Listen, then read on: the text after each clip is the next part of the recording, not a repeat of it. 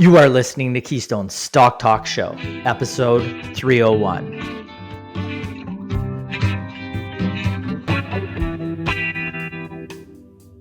It's great to chat with you again. This week, I will kick off our Your Stock, Our Take segment, answering a viewer question on 5N Plus. VNP on the TSX, a global producer of specialty semiconductor and performance materials. Powered by record quarterly profitability, the stock is up 62% over the past year, and I will let you know why the good times could keep rolling if growth continues.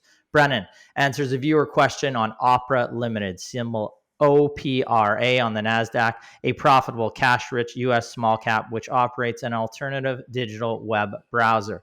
The segment ties into his recent article on Alphabet's antitrust case. Brett answers a viewer question on D2L Inc, symbol DTOL on the TSX, a provider of online education through a single cloud platform, which saw its stock rebound somewhat last week after a solid fiscal year 2026 Q1 report. Brett will let you know if it can continue. Last and certainly least, noted fashion icon Aaron Dunn takes a look at the quarterly report and outlook that sunk Canadian fashion juggernaut Lululemon Athletica Inc, symbol LULU on the NASDAQ last week. So let's get to the show. I welcome my co-host, Mr. Aaron Dunn, the Killer Bees, Brett and Brennan. How are you guys doing?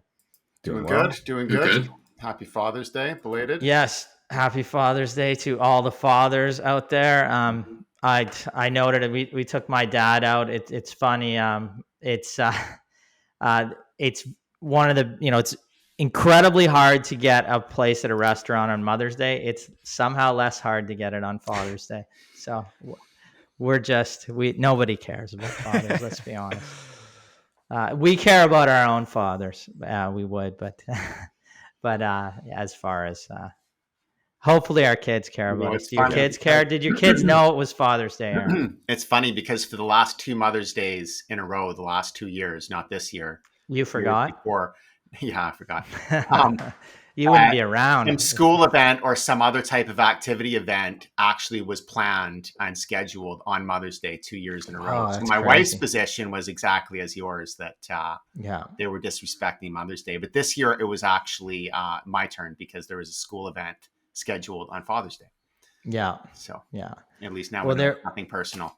There was a local hockey game, the Vancouver Canucks. We don't have an actual team, but their AHL team was in the finals, and that was on that day. So I thought they were kicking me in the groin by putting it on that day because I couldn't really watch it. I just really wanted to be with the family, right? So that's why. What, you guys don't believe me? That's terrible. Of course I wanted to be. All right, we've said happy Father's Day to my dad, you guys to your dads, I'm sure. Yep.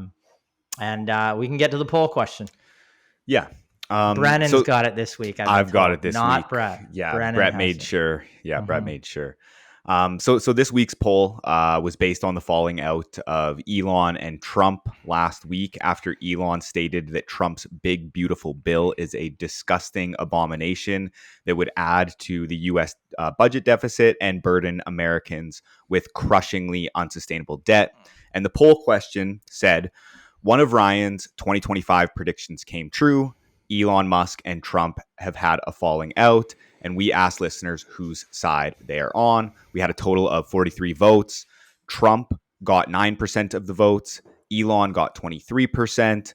Both of them having good points received 12% of the vote. And finally, neither having good points got 56% of the vote. So yeah, I guess, Ryan's just kind of taking. I don't even really follow their points. They're just a couple of bratty children that are posing as adults and airing their battle on Twitter. One of them happens to also be president of the United States, the other the richest man in the world. Minor details, right? But basically a couple of insolent children. Yeah, and I guess we can update that saying that Elon has now walked back some of his tweets. Yeah, I always kind of felt that tweets. Yeah, Elon was a little bit mentally unstable, but I didn't realize to what extent until I saw this, because it like, putting anything aside, like, that's a huge risk going after the president when your companies, all of your companies, with the exception of Tesla, are so completely dependent on government business with the U.S. government.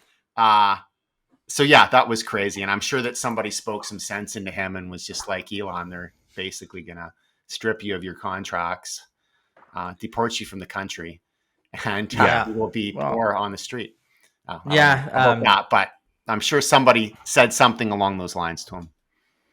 It was quite the theater, regardless, just to watch them go back and forth. But after a while, it really did get childish. So it was hard to really take any of it seriously, other than the fact, again, game. I don't want to watch the full game. I just want to see like the 2-minute highlight reel at the end. That's fair. Yeah. But I mean, I don't think it was that prescient of me to make the prediction that at some point those two kind of egos would clash, and there was going to be a disagreement. But I mean, it aired out so publicly. It was kind of a walk off. It seemed like, in terms of a prediction there. All right, let's just move on. We might as well get to the show. We've got 5 or 4 Your Stock Our Takes to get to, so let's get into it. Unless there's anything else. I mean, we do have a special report coming out this week. You guys want to detail that a little bit, but it comes from our U.S. small cap research. They'll have 4 new buy recommendations in there, a ton of monitor reports from looking at thousands of U.S. companies. So that will be released this week, and we're excited to get that out. Yeah, exactly. I'll even just like OPRA, I kind of am teasing one of those monitor reports. And I mean, it just kind of works perfectly because, again, I wrote that article on the Google antitrust case, but obviously that's coming up. Okay. Well, I'm going to get to my segment here, and I'm just going to share my screen. All right. The company I am going to talk about this week is 5N Plus, symbol VNP on the TSX. Trades are about $9.37, $834 million market cap. But what do? They are a global producer of specialty semiconductor and performance materials. They focus on developing and manufacturing advanced materials that are essential components for a wide range of products in critical industries. I'm going to break down their business here. 2 main areas in specialty semiconductors. 5N Plus produces ultra purity metals and compounds, often with 5 nines or 99.99% purity or more, thus the 5N in their name. These materials are crucial for applications in areas such as terrestrial renewable energy. They're a major supplier of materials like cadmium telluride for thin film solar modules, which convert sunlight into electricity. The space solar power as well. They develop and manufacture multi-junction solar cells for satellites and spacecraft, powering critical space missions. And in imaging and sensing, their materials are used in radiation detectors for medical imaging, example like X-rays and gamma rays, security and defense applications. The other area is performance materials. This segment focuses on materials that enhance the performance of various products, including in the industries such as health and pharmaceutical. They produce bismuth-based active pharmaceutical ingredients, or APIs, for the over-the-counter medications like antacids. They produce it for antibiotic creams and other human care products. Technical materials here. This includes things like low melting point alloys used in aviation and other industries, and various bismuth chemicals that serve as lead replacements in different industrial applications, coatings, pigments, and electronics. So there is a brief overview of the business. Let's look at the performance over the past year. Very strong, 62% increase.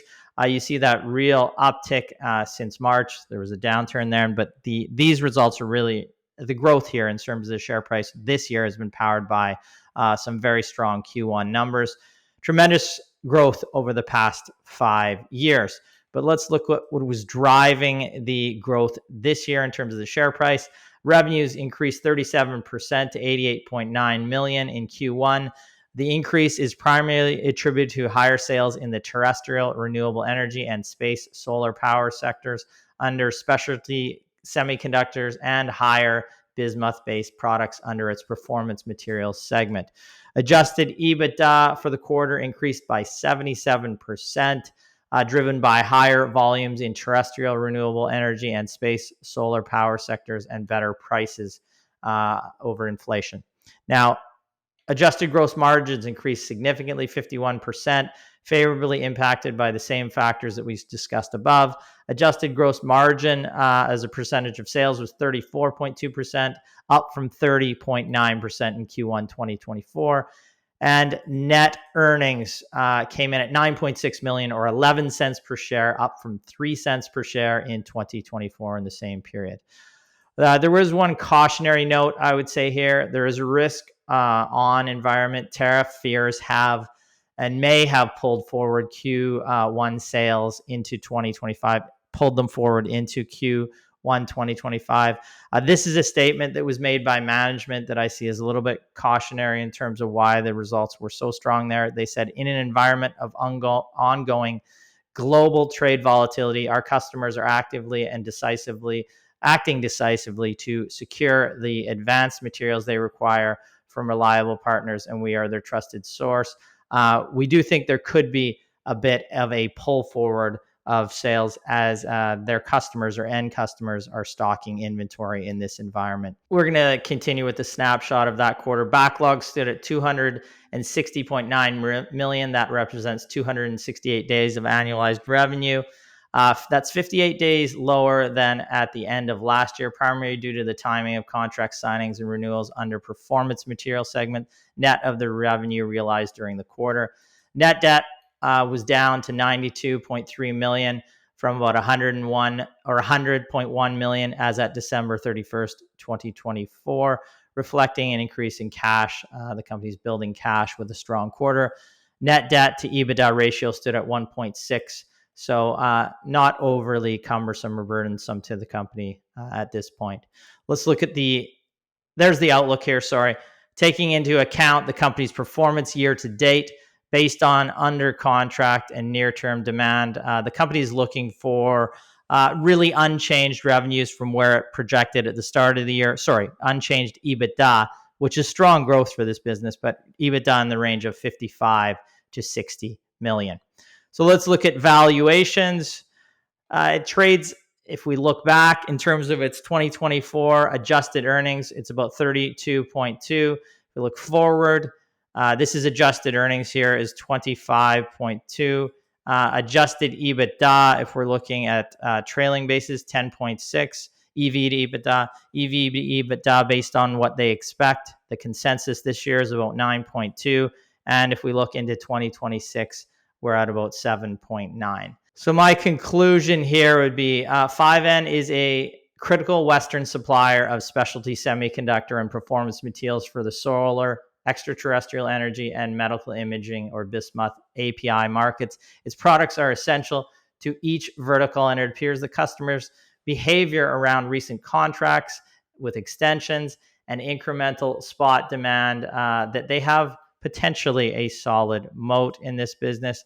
Trailing valuations are high, but if growth projections for 25%, this is what many in the industry are suggesting, 25% compounding for the next decade are correct, the stock could actually be quite attractive. We expect continued quarterly lumpiness. We've seen that in the past with this business. Monitor right now, sales could have been pulled forward into Q1 with customers building inventory preemptively in a trade war environment, and that is a risk. But overall, the company does look intriguing, and it's a company that we continue to monitor closely. Yeah, I think that's one thing that we're seeing, just going through for this US small cap report is a lot of companies are talking about, just potential delays in projects and deliveries and just, this uncertain environment right now. So we're seeing a lot of that. But, looking forward as we kind of see how this progresses through 2025, it may, allow for some opportunities potentially for those, just kind of sitting in the weeds, watching the quarters roll out. Maybe the impact isn't as much, and it does actually cue an opportunity. But the opposite is also true. We'll see how long these delays potentially drag out or uncertainty. Yeah, and I've been saying for a while, I think it's going to produce some interesting quarters. You can see some pull forward, companies stuffing their inventory because of the uncertain times. Is there going to be a pocket where they're just selling from inventory, and then you see those orders collapse? And it's likely not as poor an environment as that will look. And it's likely not as good as potentially, say, this quarter that we saw from 5N, if that was a pull forward of some orders to preemptively add to inventories in terms of his clients. Maybe the demand is just there and it's tremendously strong and it continues. But we have seen some, and just anecdotally through interviews of management teams, either their clients or they have had to add and put inventories unusually high in the near term just to make sure they were securing reasonable prices to service their existing contracts and to have supply just in case there were some supply shocks or something like that at a time. So they pulled forward some of those.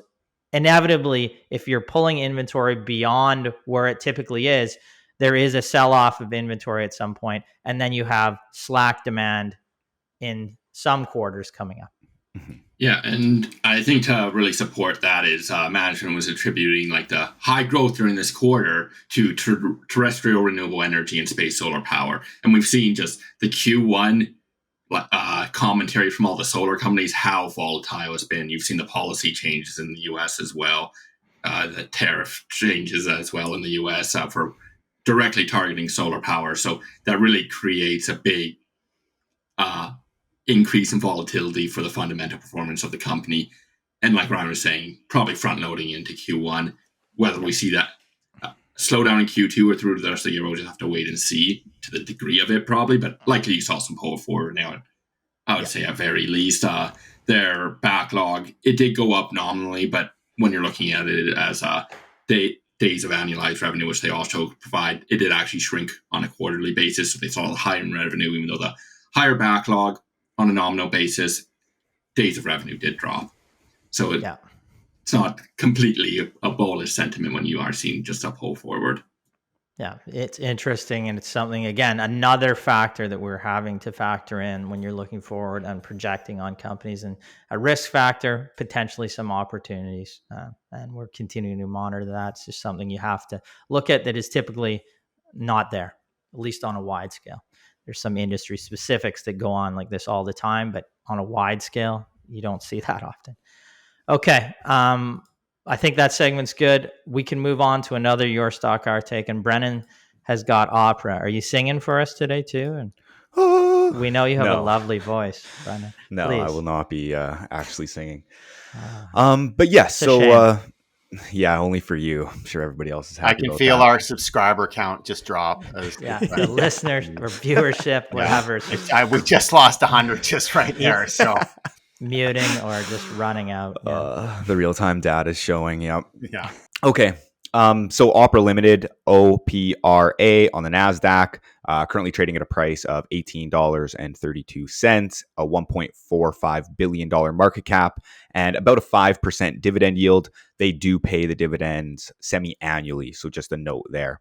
Now, OPRA is a digital web browser and content platform that offers a portfolio of desktop and mobile web browsers, including its Opera One, its Opera GX, as well as Opera Mini, and as well as content recommendation engines such as news, as well as its AI products, which it launched last year, being Aria.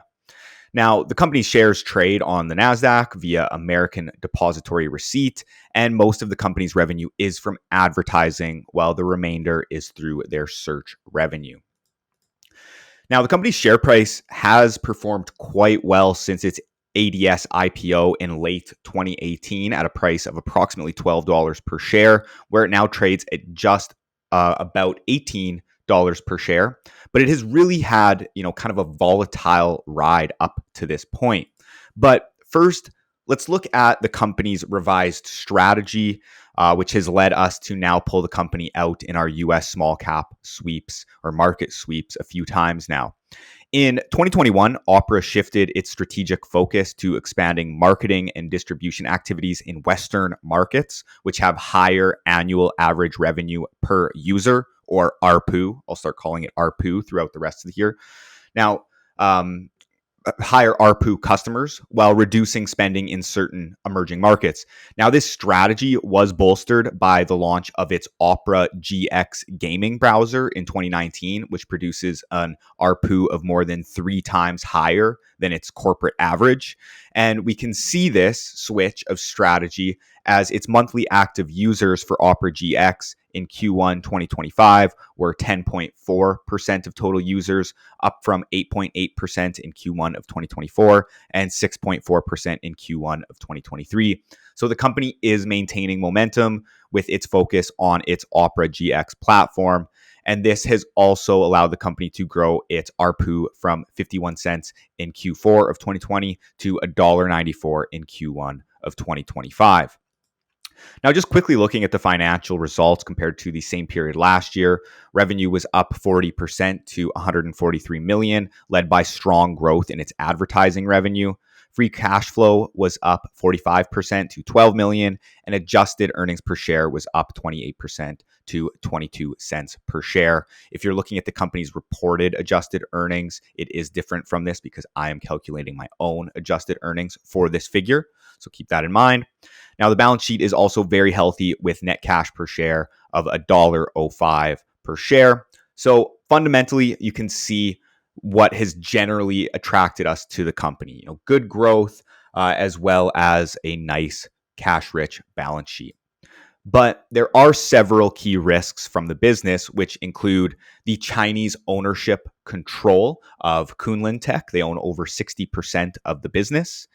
As well as high competition from players like Google's Chrome and Microsoft's Bing, as well as the risk of changing consumer preferences. Who knows if all of a sudden, maybe Google or Microsoft come out with more of a gaming browser that maybe consumers like more. This is a risk to OPRA.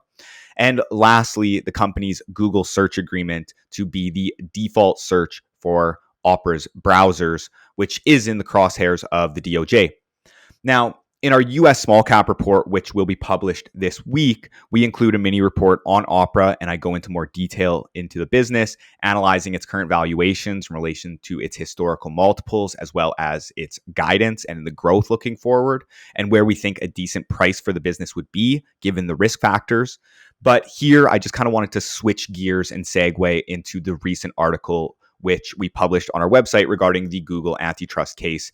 As, like I just noted, OPRA has an exclusive agreement with Google, which was extended through the end of 2025 to be the default search engine on OPRA's browsers. And the revenue which they earn from Google could be at risk depending on the outcome of that antitrust case. So, as many of you are aware, or likely aware, Google has been in the crosshairs of the Department of Justice, or DOJ, regarding monopolies in, number one, its search business, and number two, its search advertising business. Now, I go into full detail into how the cases have been progressing within the article. As well, I also compare the cases to Microsoft's antitrust case from the early 2000s, and there are actually some parallels there that I take away. As well, I just kind of touch on what the next steps for the trial will be and the dates looking forward. But regarding its search antitrust case, the DOJ has requested that Google receive a ban on its lucrative deals that make its search engine the default on browsers such as Mozilla's Firefox and Opera's browsers, as well as devices like Apple iPhone. Now, the judge's final decision for its search business is expected to come in August of 2025, which Google will likely appeal. But if Google does receive a ban from these types of deals, it will force OPRA to seek out different partners within its search business. Now, 33% of OPRA's revenue came from its search business in the last quarter, and it's not quite clear how much of this revenue would be at risk if Google's agreements were halted, but it's certainly material and something to think about if one is looking at OPRA as a potential investment. So if you're interested in our full monitor report on OPRA, or our Google antitrust case article, head over to our website or click on the link in the description. And here is the disclosure.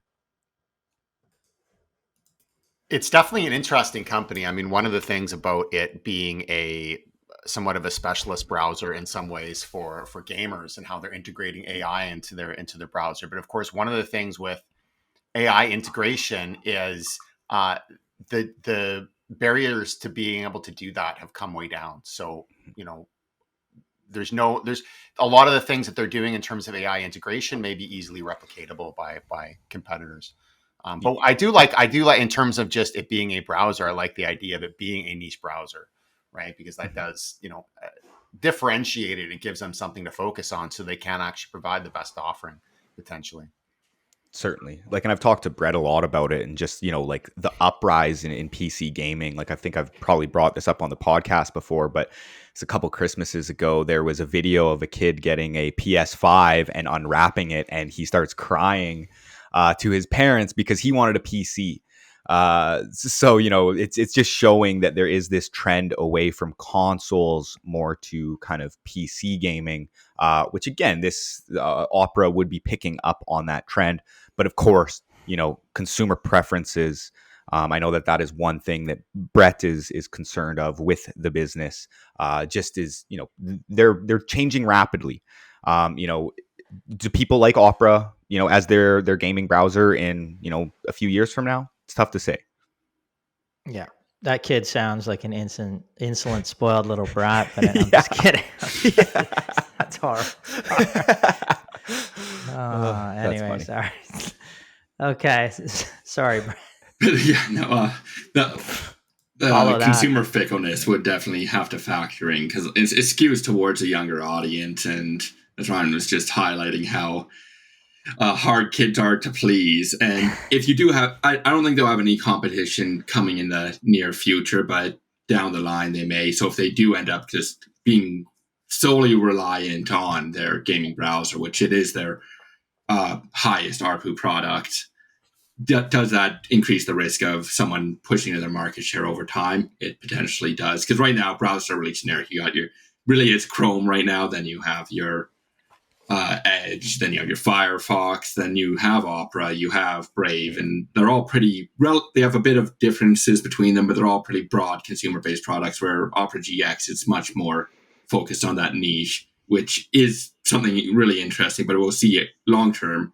Do your Chromes of the world just take the features that Opera GX has that people like and just insert it into their browsers? Because that's what you've seen with browsers in the past, is whatever features work, they all end up doing some variation of it.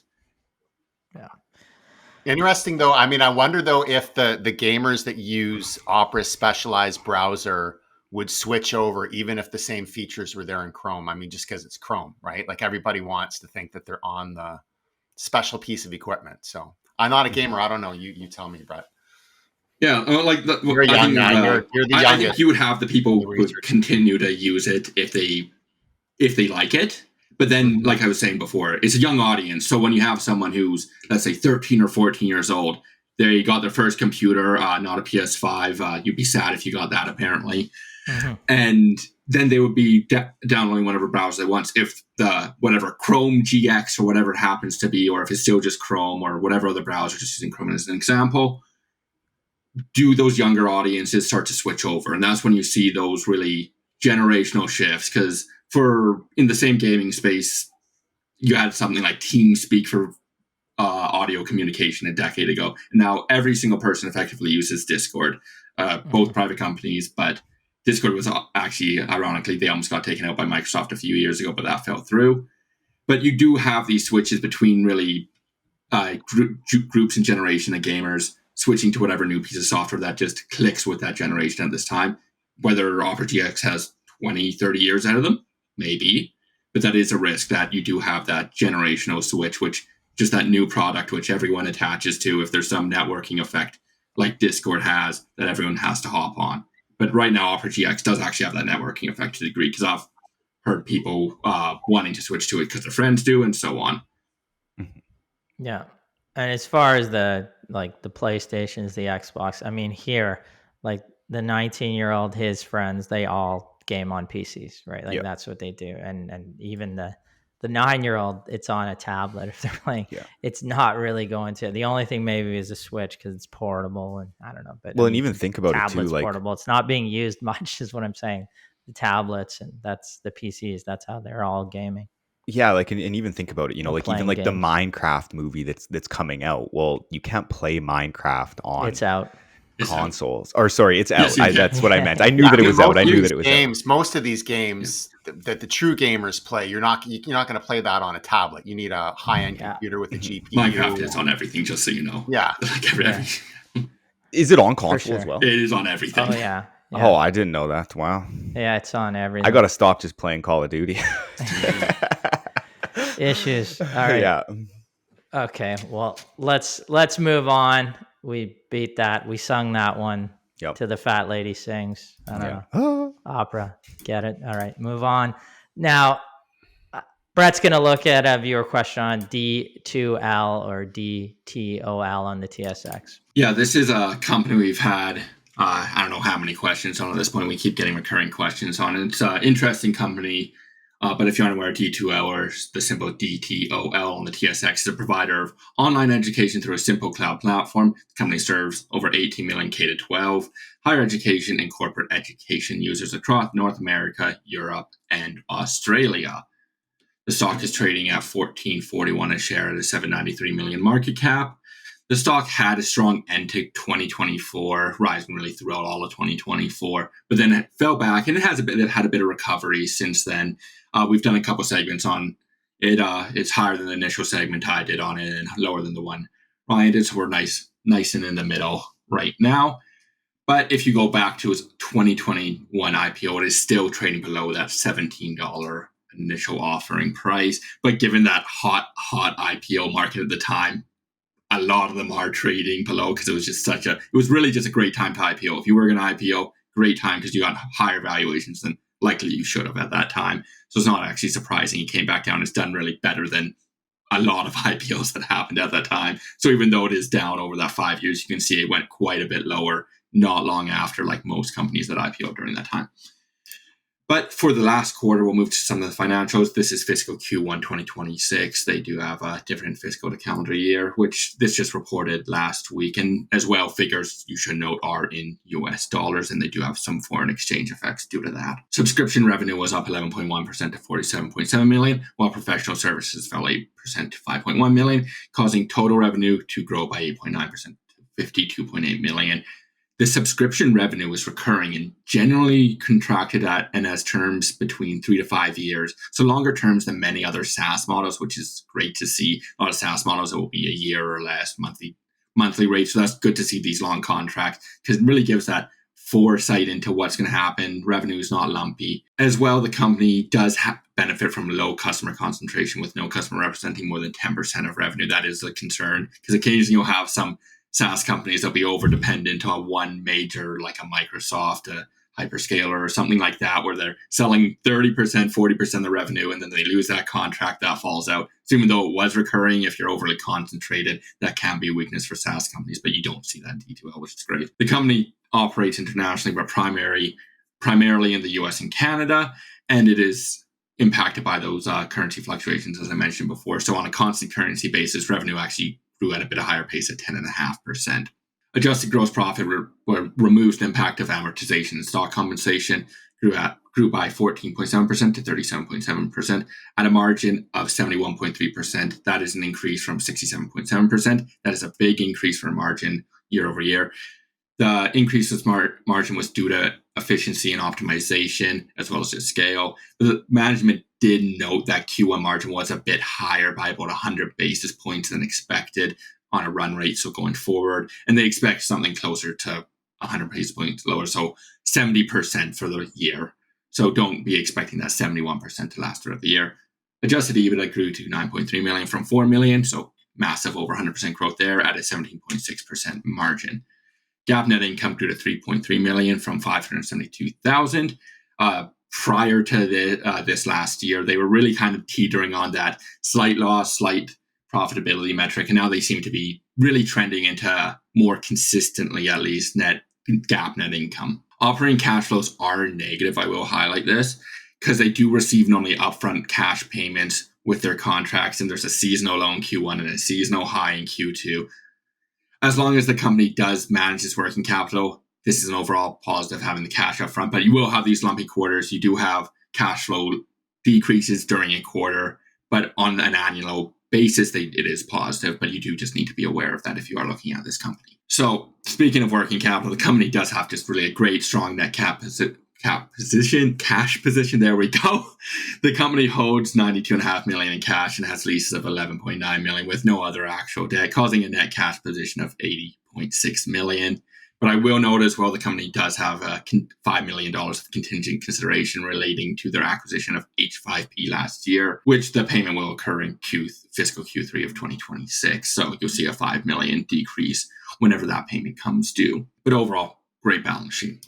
Shifting to the guidance for the fiscal year, the company maintained its initial guidance with the Q1 earnings. The company expects subscription revenue of $194 to $196 million. That's 7 to 9% growth. Total revenue of $219 to $221 million, implying a 7 to 8% growth.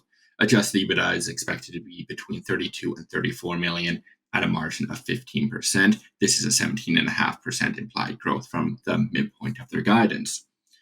Over the medium term, which is until 2028 for them, management expects 10 to 15% annual revenue growth and an adjusted EBITDA margin of 18 to 20%, which they do seem to be on track at this time. At least the revenue growth is a bit lower, but if you get some acquisitions in there, it makes sense. The company is trading at a forward EV/EBITDA, this off of management's guidance, of 15.3 times and the EV to sales of 2.3 times, which is lower than what it was only really at the start of the year, but it's not overtly cheap either at this time, but it is relatively cheap compared to what it was at least. Overall, what I like is that recurring revenue model. That is really a true SaaS company. You see that consistent growth. The structure of the contracts is longer, which is great. It provides that reliability.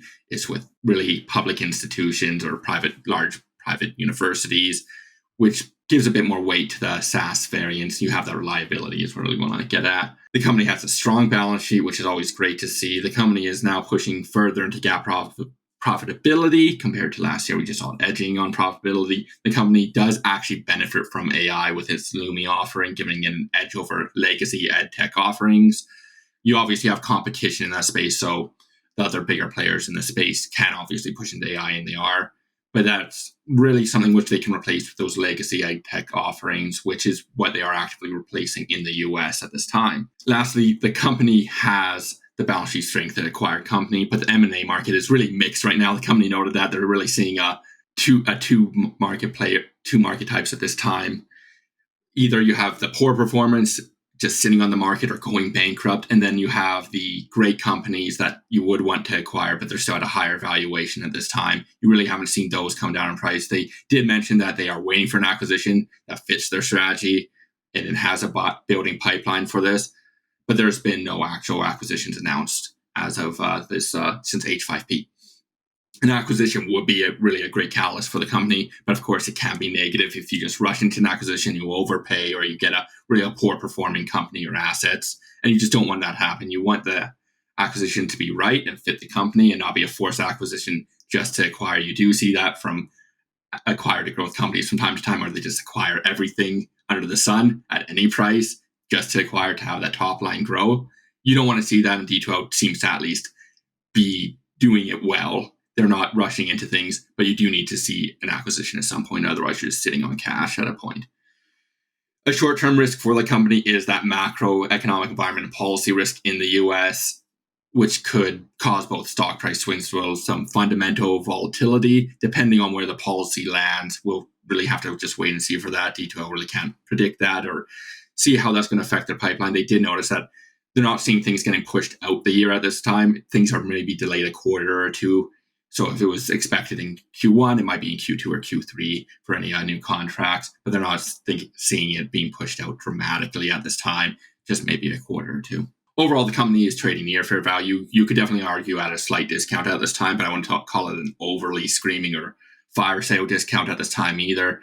The growth is looking good, but it's still not overtly cheap either. It's not one of those discounts which you need to go buy this today effectively, but it's a company we'll continue to watch going forward, really see how it develops, see if they can do any more acquisitions, see really how the macroeconomic and policy environment develops. Yeah, it's a good summary. I think it's a company that will, because of that balance sheet, because of the relatively predictive over an annual basis revenue stream that it has, we monitor closely. And, if there was some uncertainty, a pullback in the markets and it, clipped off 25%, which, in a company like this, that can happen. Then, maybe it's a company we're looking at. If the underlying fundamentals continue to suggest growth and you can get it at more of a reasonable price, it would be a company we'd look at for sure. So it's one we monitor closely.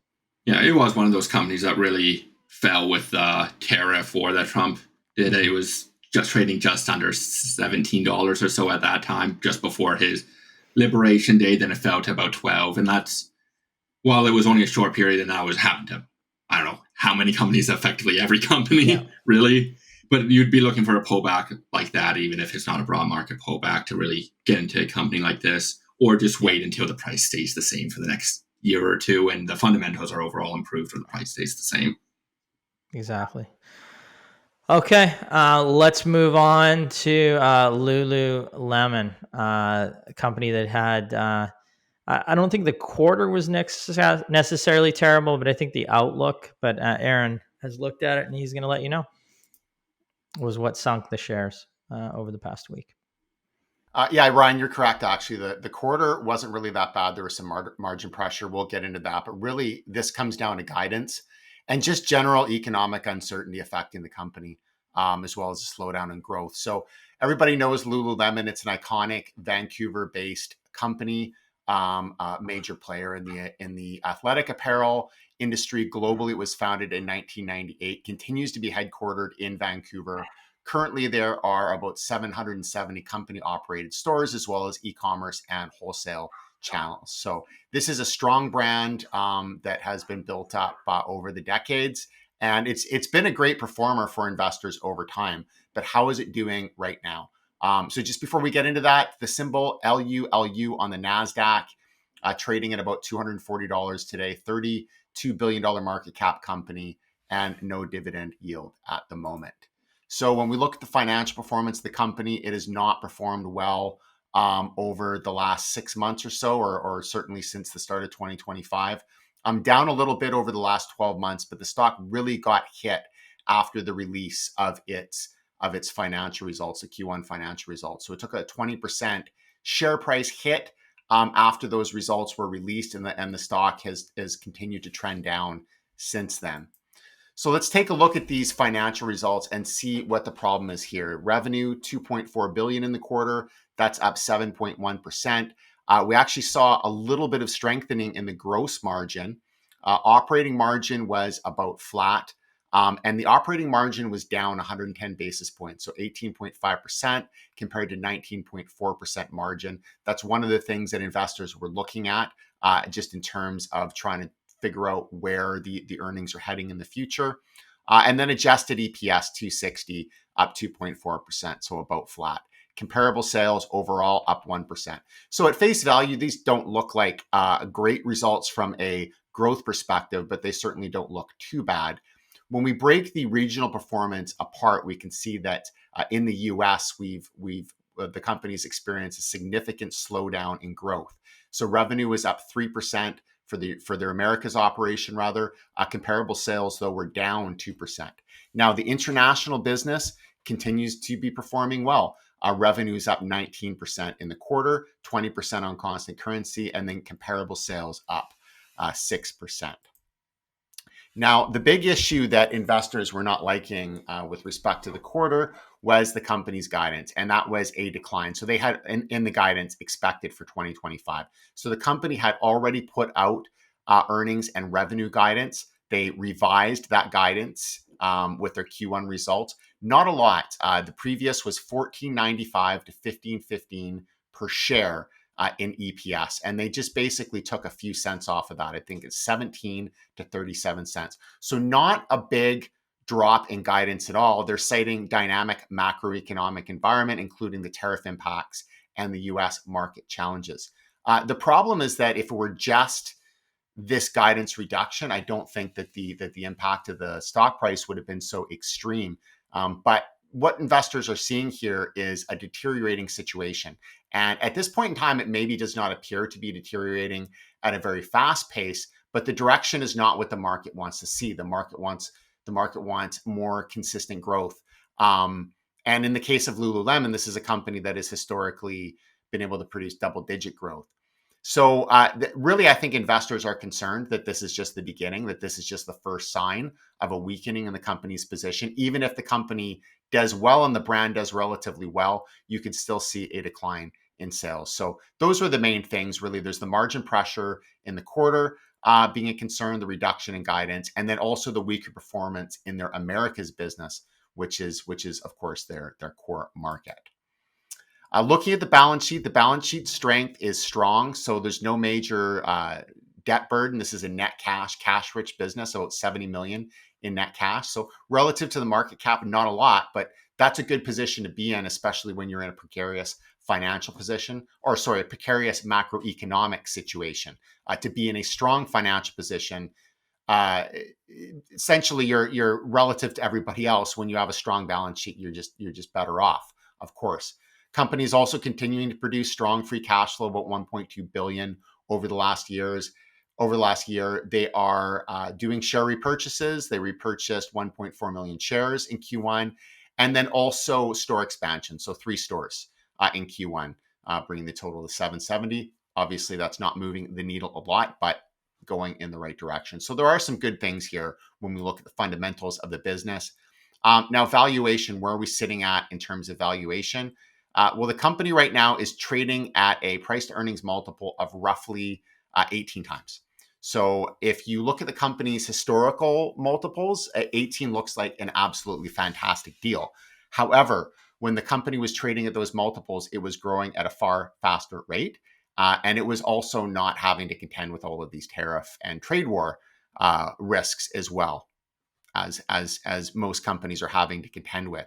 So looking at the valuation based on the current growth rate, I would say that, it's okay value, but it's certainly not something where I'm thinking that it's an incredible value opportunity here, even given the fact that this is a globally diversified business or company and an iconic brand.